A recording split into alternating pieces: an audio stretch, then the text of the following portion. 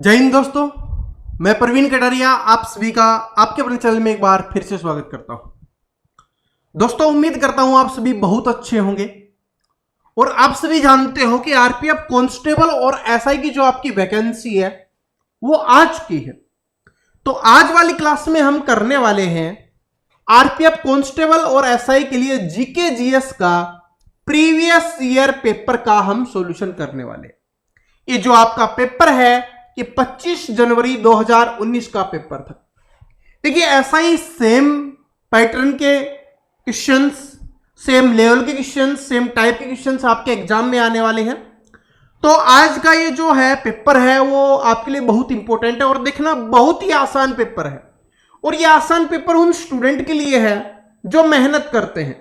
अगर आप आने वाले समय में मेहनत करते रहोगे तो जब आपका ये 2024 आरपीएफ का एग्जाम होगा तो आपके लिए ये वाला भी है बहुत आसान हो जाएगा।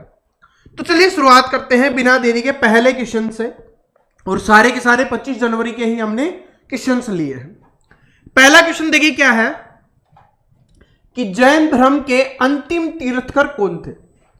सबसे पहले बात करें हम जैन धर्म में कितने तीर्थकर हुए हैं, तो 24 तीर्थकर हुए हैं। अंतिम का मतलब क्या है, हमसे पूछा गया है कि 24वां तीर्थकर क्या हो, कौन है। आपसे यह पूछ सकता है कि अंतिम तीर्थकर पूछे या 24वां तीर्थकर पूछे, दोनों का मतलब एक ही होता है। तो इसका हो जाएगा महावीर स्वामी जी हैं, वो जैन धर्म के अंतिम तीर्थकर थे। और ये कौन से नंबर के थे, 24वें नंबर के थे। अगर यहां पर इनसे पूछा भी जाता है, आपसे यह भी पूछा जा सकता है कि जो महावीर स्वामी जी हैं इनके पिता का नाम क्या था, तो इनके पिता का नाम आपसे एग्जाम में पूछा जाता है तो सिद्धार्थ इनके पिता का नाम हो जाएगा और माता जी का नाम है वो त्रिशला हो जाएगा।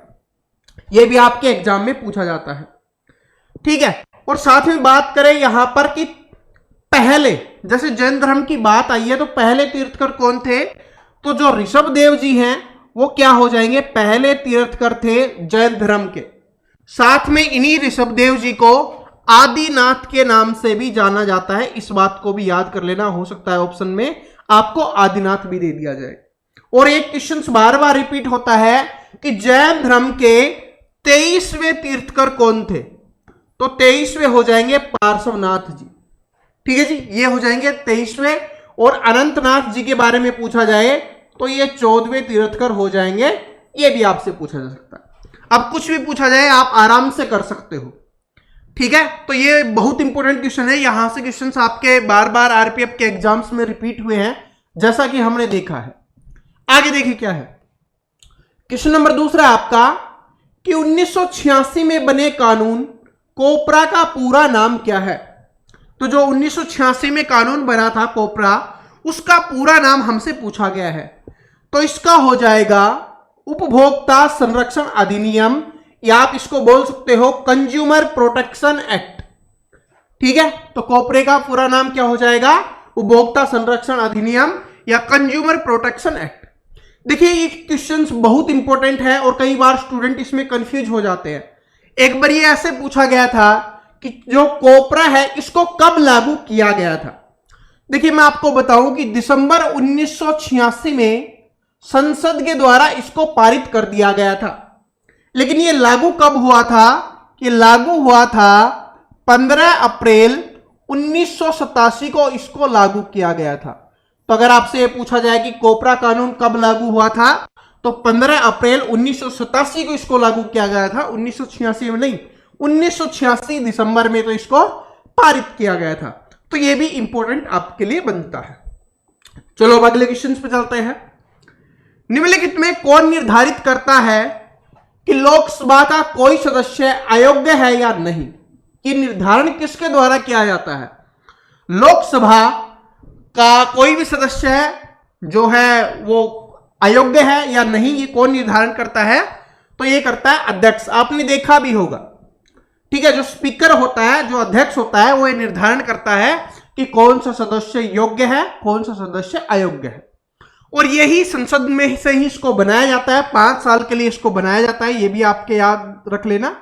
तो ये तो बिल्कुल आसान क्वेश्चन था, ऐसा इसमें कुछ था नहीं, ठीक है, आज हम प्रीवियस ईयर पेपर ही कर रहे हैं। फिर देखिए धीरे धीरे जब हमारी आगे क्लास आएंगे उसमें मैं बेहतरीन से बेहतरीन क्वेश्चंस आपके लिए लेके आऊंगा जो आपके एग्जाम के लिए इंपॉर्टेंट होने वाला है। लेकिन इस प्रीवियस ईयर पेपर को समझना और इसके आंसर देना आपके लिए बहुत ज्यादा जरूरी है। साथ में आंसर करते हुए भी चलो आपको पता भी चल जाएगा कि आपकी कितनी तैयारी है। सॉरी, देखिए क्या है कि रेलवे पटरियों के लिए गढ़वाल और कुमाऊं ओकवुड लकड़ियों की जगह पे अंग्रेज किस तरह की लकड़ी का इस्तेमाल करते थे। तो ये जो गढ़वाल और कुमाऊं की लकड़ियां है ना, ये कहां पर पाई जाती हैं? ये उत्तराखंड में पाई जाती हैं। लेकिन अंग्रेजों ने क्या किया, इसके स्थान पर दूसरी लकड़ियों का इस्तेमाल करने लग गए। और वो कौन सी थी? ये थी पीर किरण की लकड़ियां। ये कौन सी लकड़ियां थी? पीर किरण की लकड़ियां थी। ये हल्की भी होती थी और पानी का भी इन पे कोई प्रभाव नहीं होता था। ठीक है, पानी से भी ये खराब नहीं होती थी। तो इस वजह से इन पीर किरण की लकड़ियों का उपयोग वो करने लगे। तो ऑप्शन नंबर सी है इसका करेक्ट आंसर हो जाएगा। अगले क्वेश्चन पे चलते हैं। संविधान सभा की पहली बैठक खालिस्तान को हुई थी, यानी कब हुई थी? तो संविधान सभा की पहली बैठक हुई थी 9 दिसंबर 1946 को। संविधान सभा की पहली बैठक 9 दिसंबर 1946 को हुई थी, जिसमें इनके सदस्य बनाए गए थे, अध्यक्ष बनाए गए थे। ठीक है, टेम्परेरी आप बोल सकते हो। वो कौन थे? अस्थायी सदस्य, जिसको बोला जा सकता है अस्थायी अध्यक्ष। अस्थायी अध्यक्ष बनाए गए थे। ठीक है, अस्थायी अध्यक्ष बनाए गए थे। और वो कौन थे? वो थे डॉक्टर सचिदानंद सिन्हा जी। डॉक्टर सचिदानंद सिन्हा। ठीक है, इनको बनाया गया था और ये अस्थायी सदस्य थे। इसी के 2 दिन के बाद, सिर्फ 2 दिन के बाद, 9 दिसंबर 1946 के 2 दिन के बाद 11 दिसंबर 1946 को स्थायी सदस्य बनाया गया। ठीक है, या दूसरी बैठक भी बोल सकते हो कि दूसरी बैठक हुई और साथ में स्थायी सदस्य बने। और वो कौन थे? डॉक्टर राजेंद्र प्रसाद जी को बनाया गया था। डॉक्टर राजेंद्र प्रसाद, याद रख लेना।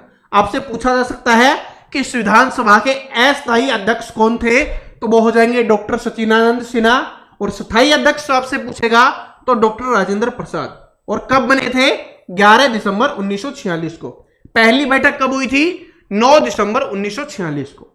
ठीक है, इससे रिलेटेड इतने ही क्वेश्चंस आपसे एग्जाम में पूछता है। ये सारे के सारे मैंने आपको बता दिया है। आगे देखिए क्या है कि भारत में किन महीनों के दौरान उष्णकटिबंधीय चक्रवात की तीव्रता अधिक होती है? तो जो उष्णकटिबंधीय चक्रवात आते हैं वो कौन से महीने में ज्यादा आते हैं, ये हमसे पूछा गया है। ये होता है कि जिस समय आंधियां भी बहुत तेजी से चल रही हो और बारिश भी बहुत ज्यादा तेजी से हो रही हो। आपने देखा भी होगा पिछले साल भी काफी चक्रवात आए थे, तो उसी में है। तो ये कौन से महीने में ज्यादा आते हैं? तो इसका आंसर हो जाएगा अक्टूबर से नवंबर के महीने में ये ज्यादा देखने के लिए मिलते हैं। तो option number B correct answer हो जाएगा। चलो आगे चलते हैं। आमार सोनार बांग्ला किसने लिखा है? तो जो आमार सोनार बांग्ला है वो किसके द्वारा लिखा गया है? तो ये लिखा गया रविंद्रनाथ टैगोर जी के द्वारा। किसके द्वारा लिखा गया? रविंद्रनाथ टैगोर जी के द्वारा। ये क्या है? आमार सोनार बांग्ला ये राष्ट्रगान है। कहां का? बांग्लादेश का राष्ट्रगान है। कहां का है? बांग्लादेश का। ठीक है, बांग्लादेश का राष्ट्रगान क्या है? आमार सोनार बांग्ला। और किसके द्वारा लिखा गया? रविंद्रनाथ टैगोर जी के द्वारा। जो हमारा राष्ट्रगान है जन गण मन, ये भी रविंद्रनाथ टैगोर जी के द्वारा ही लिखा गया है। रविंद्रनाथ टैगोर जी एकमात्र ऐसे व्यक्ति हैं जिन्होंने 2 देशों के राष्ट्रगान लिखे हैं।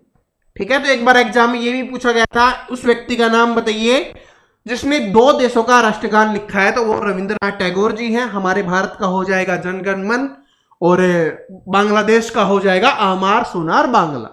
तो ये है, याद कर लेना, एग्जाम में ये बार बार रिपीट होता है। अगला क्वेश्चन क्या है कि निम्नलिखित में से कौन उत्तरी अमेरिका का रेगिस्तान है, यह हमें बताना है। तो इनमें से कौन सा है उत्तरी अमेरिका का रेगिस्तान हो जाएगा? तो ये मोजावे रेगिस्तान है। जो मोजावे रेगिस्तान है ये क्या हो जाएगा? उत्तरी अमेरिका का रेगिस्तान है मोजावे रेगिस्तान। अगर ग्रेट विक्टोरिया डेजर्ट की बात करें या ग्रेट विक्टोरिया रेगिस्तान की बात करें तो ये कहां का है, ये भी आपसे एग्जाम में पूछा जा सकता है। तो ये हो जाएगा आपका ऑस्ट्रेलिया का है। कहां का है? ऑस्ट्रेलिया का है। अगर आपसे पूछा जाए पेटागोनिया डेजर्ट, ये जो पेटागोनिया डेजर्ट है ये कहां का है, तो ये हो जाएगा आपका अर्जेंटीना का। कहां का रेगिस्तान है ये? अर्जेंटीनी का पेटागोनिया डेजर्ट। और अगर पूछा जाए अटकामा रेगिस्तान कहां का है, तो जो ये अटकामा रेगिस्तान है ये हो जाएगा आपका दक्षिण अमेरिका का। ठीक है, देखिए उत्तरी अमेरिका का पूछेगा तो हो जाएगा मोजावे रेगिस्तान। अगर उत्तरी अमेरिका का पूछेगा तो हो जाएगा मोजावे रेगिस्तान। अगर दक्षिण अमेरिका का पूछेगा तो अटकामा रेगिस्तान। ठीक है, अर्जेंटीना का ये हो जाएगा और ऑस्ट्रेलिया का हो जाएगा ग्रेट विक्टोरिया डेजर्ट। ठीक है जी, याद हो गए। चलो आगे चलते हैं। आगे देखिए क्या है, एकेश्वरवादी सिद्धांतों को प्रचार के लिए 1814 में आत्मीय सभा के संस्थापक कौन थे? आत्मीय सभा के संस्थापक कौन थे? और कभी कभी तो ये डायरेक्ट एग्जाम में इसलिए ऐसे भी आ जाता है कि आत्मीय सभा की स्थापना किसके द्वारा की गई थी। तो जो आत्मीय सभा की स्थापना है वो राजा राम मोहन राय जी के द्वारा की गई थी। ठीक है, राजा राम मोहन राय जी के द्वारा की गई थी और इन्हीं को आधुनिक भारत का पिता भी बोला जाता है। क्या बोला जाता है? आधुनिक भारत का पिता भी इन्हीं को बोला जाता है। यह भी आपके एग्जाम में क्वेश्चन पूछा जाता है कि आधुनिक भारत का पिता है वो किसे बोला जाता है? राजा राम मोहन राय जी को बोला जाता है। ठीक है जी, चलो आगे चलिए। भारतीय संविधान का कौन सा वर्ग बुनियादी कर्तव्यों से जुड़ा हुआ है, ये अपने को बताना है। तो कौन सा वर्ग है जो बुनियादी कर्तव्यों से जुड़ा हुआ है? तो ये हो जाएगा आपका धारा 51 है, वो किससे जुड़ी हुई है? बुनियादी कर्तव्यों से जुड़ी हुई है। जो हमारे कर्तव्य हैं वो बुनियादी इसमें जोड़े गए हैं। 42वें संविधान संशोधन सन 1976 में इसको जोड़ा गया था सरवण सिंह समिति के तहत। ठीक है, जो सरवण सिंह समिति थी उसकी सिफारिश पे, सरवण सिंह समिति की सिफारिश पे इसको जोड़ा गया था। 51 कै में जोड़ा गया है इसको, 51 कै में इसको जोड़ा गया है। ठीक है, जो हमारे कर्तव्य है ना, जो हमारे कर्तव्य हो गए, मूल कर्तव्य हो गए, उनके बारे में ये बात की गई है। ठीक है जी, चलो आगे चलते हैं। ओलंपिक का आदर्श वाक्य क्या है? ओलंपिक का ओलंपिक का आदर्श वाक्य क्या है, ये अपने को बताना है। तो ओलंपिक का आदर्श वाक्य हो जाएगा तेज, उच्च और मजबूत। जो तेज होगा, जो ऊंचा होगा, जो मजबूत होगा, ये ऑप्शन नंबर डी है, इसका करेक्ट आंसर हो जाएगा तेज, उच्च और मजबूत। कभी कभी ये भी पूछा जाता है ओलंपिक है, इसको ओलंपिक क्यों बोला जाता है? क्योंकि ये ओलंपिया शहर में होता था। किसमें होता था? ओलंपिया शहर में इसका आयोजन किया जाता था। ओलंपिया शहर में इसका आयोजन किया जाता था, जिस वजह से इसको ओलंपिक बोला जाता है। ठीक है, और कहां पर इसका आयोजन किया गया था? ग्रीस में। ठीक है, जिसको एंथ्रिस भी आप बोल सकते हो, यह भी इसको बोला जाता है। दोनों में से कोई भी ऑप्शन में दे देता है। चलिए आगे चलते हैं। द्रव के आपेक्षित घनत्व को मापने के लिए किस उपकरण का उपयोग किया जाता है? द्रव जो अपना लिक्विड है उसके आपेक्षित घनत्व को मापने के लिए किसका यूज किया जाता है? तो ये तो बिल्कुल आसान है, सभी स्टूडेंट को याद होगा, हाइड्रोमीटर। हाइड्रोमीटर है वो द्रव का घनत्व मापने के लिए यूज किया जाता है। तो ऑप्शन नंबर बी है करेक्ट आंसर हो जाएगा। ये तो बिल्कुल सिंपल है, ये सारे के सारे मैं आपको याद करवाऊंगा, स्पेशल इनकी क्लास आएगी।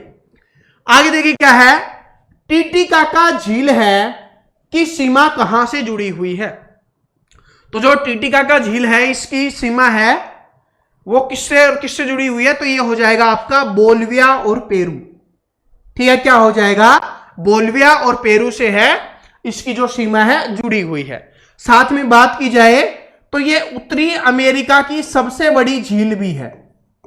ठीक है, उत्तरी अमेरिका की सबसे बड़ी झील है, वो कौन सी है? टीटीकाका झील है, ये भी है। ये भी याद रख लेना, एग्जाम में आता है। आगे देखिए क्या है कि अंतरराष्ट्रीय प्रणाली एसआई के अनुसार आयाम की इकाई क्या है? मैंने आपको बार बार बताया है, जब भी मैंने इंपॉर्टेंट टॉपिक्स बताए थे उसमें ये टॉपिक का नाम भी था। तो बताइए क्या हो जाएगा, अंतरराष्ट्रीय प्रणाली है जो ऐसा ही है, उसके अनुसार आयाम की इकाई क्या हो जाएगी, तो आयाम है मापने के काम आता है, मापने के लिए क्या हो जाएगा, मीटर हो जाएगा। तो ऑप्शन नंबर सी है इसका करेक्ट आंसर हो जाएगा। चलो आगे चलते हैं।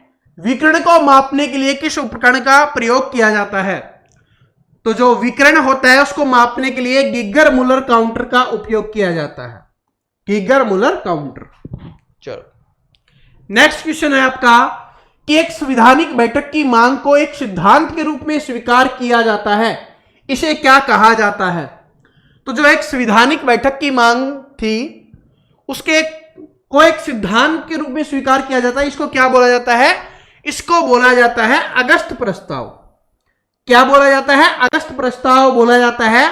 और उस समय के वायसराय लिंगलिथगो के द्वारा इसको रखा गया था, और ये क्या था, अगस्त में इसको पारित किया गया था, इसलिए इसको अगस्त प्रस्ताव भी बोला जाता है। इसी वजह से इसको क्या बोला जाता है, अगस्त प्रस्ताव भी बोला जाता है। ये भी याद रख लेना, उस समय के वायसराय कौन थे, लिंगलिथगो। अगस्त 1940 की ये बात की जा रही है, अगस्त 1940। ठीक है, इसका मकसद क्या था, इसका मकसद था कि जैसे आपको पता है ना कि भारत पाकिस्तान अलग हुए थे, तो उस समय इसका मकसद यही था। ठीक है, बाकी आगे जब हम पढ़ाएंगे इस टॉपिक को तो मैं आपको अच्छे से समझा दूंगा कि अल्पसंख्यकों को लेकर किया गया था, फिर इससे मुस्लिम लीग को बहुत ज्यादा फायदा हुआ, वो अपनी बातें मनवाने लगे, काफी चीजें हुई थी। जब हम ये टॉपिक पढ़ेंगे तब अच्छे से पढ़ लेंगे। उसके बाद क्या है कि सिक्किम का लोकप्रिय मुखौटा नृत्य कौन सा है, तो जो सिक्किम का लोकप्रिय मुखौटा नृत्य हो जाएगा वो हो जाएगा सिंगी छम।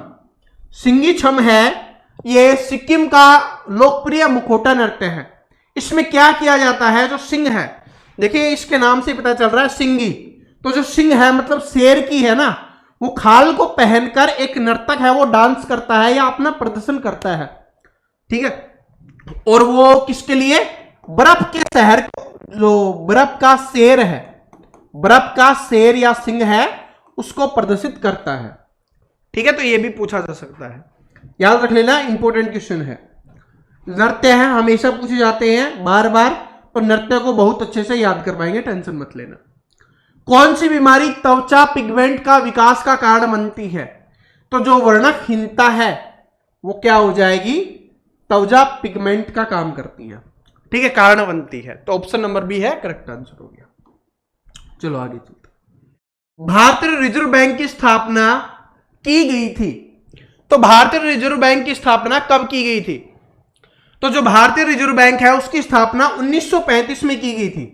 1 अप्रैल 1935 में भारतीय रिजर्व बैंक की स्थापना की गई थी, और सन 1949 में रिजर्व बैंक का राष्ट्रीयकरण किया गया था, राष्ट्रीयकरण किया गया था। यह भी याद रख लेना, यह भी आपसे एग्जाम में पूछा जाता है, सन 1949 में, और 1 अप्रैल 1935 को रिजर्व बैंक की स्थापना की गई थी। ओके जी, और 1919 आया, मैं आपको बता देता हूं, ये इससे संबंधित नहीं है। ठीक है, अभी 13 अप्रैल गई है, 13 अप्रैल गई है। 13 अप्रैल 1919 को क्या हुआ था, जलियांवाला बाग हत्याकांड हुआ था। ठीक है, 13 अप्रैल 1919 को क्या हुआ था, जलियांवाला हत्याकांड हुआ था। कहां पर हुआ था, पंजाब के अमृतसर शहर में। कहां पर हुआ था, पंजाब के अमृतसर शहर में। जनरल डायर ने गोली मारने की आदेश दिया था। यह भी याद रख लेना, एग्जाम में आ सकता है। यह अलग हो गया, लेकिन क्योंकि अभी 13 अप्रैल गई है तब मैं आपको बता रहा हूं। घास के वैज्ञानिक अध्ययन को कहा जाता है, क्योंकि हमारे बहुत सारे जो सेनानी थे, स्वतंत्रता सेनानी थे, ठीक है, वो शहीद हुए थे, तो उनको याद करना बहुत जरूरी है। तब मैंने आपको 13 अप्रैल भी बता दिया है। घास का वैज्ञानिक अध्ययन को क्या कहा जाता है, देखिए अध्ययन वाले से एक क्वेश्चन फिक्स है, एक क्वेश्चन फिक्स आपके एग्जाम में पूछा जाता है। तो इस टॉपिक को हम बहुत अच्छे से पढ़ेंगे, लेकिन अभी देख लेते हैं कि घास के वैज्ञानिक अध्ययन को क्या कहा जाता है। तो जो घास का वैज्ञानिक अध्ययन है उसको एग्रोस्टोलॉजी बोला जाता है। ठीक है, घास का जो वैज्ञानिक अध्ययन है उसको एग्रोस्टोलॉजी बोला जाता है। पोमोलॉजी बात करें तो फलों के अध्ययन को पोमोलॉजी बोला जाता है, जो फलों का अध्ययन होता है। ऑस्ट्रियोलॉजी की बात करें तो जो हड्डियों का अध्ययन किया जाता है वो किस में किया जाता है, एस्ट्रोलॉजी में किया जाता है, एस्ट्रियोलॉजी में किया जाता है। इसके अलावा बात करें इक्थियोलॉजी में, और इसमें किया जाता है मछलियों का, किसका अध्ययन किया जाता है, जो हमारी मछलियां हैं उनका अध्ययन किया जाता है। तो चारों के चारों मैंने आपको बता दिए हैं। घास का वैज्ञानिक अध्ययन क्या हो जाएगा, एग्रोस्टोलॉजी। पोमोलॉजी में क्या होता है, फलों का अध्ययन होता है। ऑस्ट्रियोलॉजी में किसका होता है, अड्डियों का होता है। और इक्थियोलॉजी में मछलियों का होता है। चलो अब आगे चलते हैं। भारत में निम्नलिखित में से किस राज्य में बर्फ का अनुभव किया जा सकता है? बड़ा आसान है। देखो, गुजरात में बर्फ नहीं पड़ती, राजस्थान में बर्फ नहीं पड़ती, तमिलनाडु में बर्फ नहीं पड़ती, उत्तराखंड इसका आंसर हो जाएगा। बहुत आसान क्वेश्चन है, पेपर में पूछा गया है, तब मैंने आपको दिखा दिया है। किसी भी भौतिक संकेत को विद्युत संकेत में बदलने के लिए किस उपकरण का उपयोग किया जाता है? अगर थोड़ा सा दिमाग लगाओगे तो आंसर है वो आराम से आ जाएगा। ठीक है, भौतिक संकेत को विद्युत संकेत में बदलने के लिए तो इसका हो जाएगा ट्रांसड्यूसर। क्या हो जाएगा, ट्रांसड्यूसर। ट्रांसड्यूसर का काम क्या होता है, एक ऊर्जा को दूसरी ऊर्जा में बदलने का काम किया जाता है ट्रांसड्यूसर के द्वारा। तो यह क्या करता है, भौतिक संकेत को विद्युत संकेत में बदल देता है, एक ऊर्जा को दूसरी ऊर्जा में। विद्युत जो भौतिक ऊर्जा है उसको विद्युत ऊर्जा में बदलने का काम करता है। तो उसके लिए उपयोग क्या किया जाएगा, ट्रांसड्यूसर का उपयोग किया जाएगा। यह बात भी याद रख लेना। भारतीय संविधान का भाग 2 संबंध किससे रखता है, यह अपने को बताना है। तो जो भारतीय संविधान का भाग 2 है ना, वो किससे संबंधित है, वो नागरिकता से संबंधित है। और ये इसमें किसमें है, अनुच्छेद 5 से 11, अनुच्छेद 5 से 11 में इसको लिखा गया है। और यह भी पूछा जा सकता है कि जो नागरिकता का है वो कहां से लिया गया है, तो यह हो जाएगा आपका ब्रिटेन से। कहां से लिया गया है भाई, ब्रिटेन से लिया गया है, ब्रिटेन से। क्योंकि हमारे देश में क्या हुआ, जब भी हमारा संविधान बन रहा था तो बाकी देशों के जो भी अच्छी अच्छी चीजें थी उनको लेकर हमारे संविधान को बनाया गया था। तो उसी तरीके से जो नागरिकता का प्रावधान है वो कहां से लिया गया है, ये ब्रिटेन से लिया गया है। और किस अनुच्छेद में है, 5 से 11 के अनुच्छेद के बीच में है, और भाग 2 में इसका संबंध है। आगे देखिए, 1946 में बनी अंतरिम सरकार में रेलवे और परिवहन मंत्री कौन थे? ठीक है, ये काफी बड़ा हो जाएगा, लेकिन अभी आंसर कर लेते हैं सिर्फ इसी का। फिर मैं आपको एक स्पेशल क्लास लूंगा, तब मैं आपको बता दूंगा सारे जो आपके एग्जाम्स में पूछे जा सकते हैं। तो इसका हो जाएगा आपका आसफ अली। ठीक है, आसफ अली है, वो रेलवे और परिवहन मंत्री थे 1946 में जो अंतरिम सरकार बनी थी उसमें से। स्वामी विवेकानंद ने धर्म संसद महासभा में कब भाग लिया था, यह अपने को बताना है। तो जो स्वामी विवेकानंद जी हैं, इन्होंने जो धर्म संसद महासभा हुई थी, ये कहां पर हुई थी, सबसे पहले तो ये याद कर लो, ये अमेरिका के शहर शिकागो में हुई थी। कहां पर हुई थी, अमेरिका के शहर शिकागो में हुई थी। और हमारे देश का प्रतिनिधित्व है वो किसके द्वारा किया गया था, स्वामी विवेकानंद जी के द्वारा किया गया था। कब हुई थी, ये 1893 में हुई थी, अमेरिका के शिकागो शहर में। और जो हमारे स्वामी विवेकानंद जी हैं, उन्होंने एक बात बोली थी कि जिस तरीके से सारी नदियां हैं आकर एक समुद्र में मिल जाती है, एक महासागर में मिल जाती है, उसी प्रकार सारे धर्म का जो रास्ता है वो भगवान तक जाता है। कितनी गहरी बात उन्होंने बोली थी। ठीक है, तो ये हो जाएगा अमेरिका के शहर शिकागो में। ठीक है, तो आज के लिए हमने इतने क्वेश्चंस रखे हैं। आज वाली क्लास कैसी लगी, समझ में आई, क्या इंप्रूवमेंट होना चाहिए, कमेंट करके जरूर बता देना, क्योंकि ये आज की हमारी आरपीएफ कांस्टेबल और एसआई के लिए पहली क्लास है। जो भी आपका सजेशन हो आप कमेंट करके जरूर बताना। आपके लिए टॉपिक वाइज के साथ साथ प्रैक्टिस सेट भी आपके लिए आते रहेंगे जो आपके लिए जरूरी है। अब देखिए, आपको डरने की आवश्यकता नहीं है। जीके में से 50 का टारगेट लेके चलेंगे और 40+ हम स्कोर करके जरूर दिखाएंगे। ठीक है, वीडियो अच्छा लगा तो लाइक शेयर सब्सक्राइब जरूर कर लेना। मिलते हैं नेक्स्ट वीडियो में। Thank you.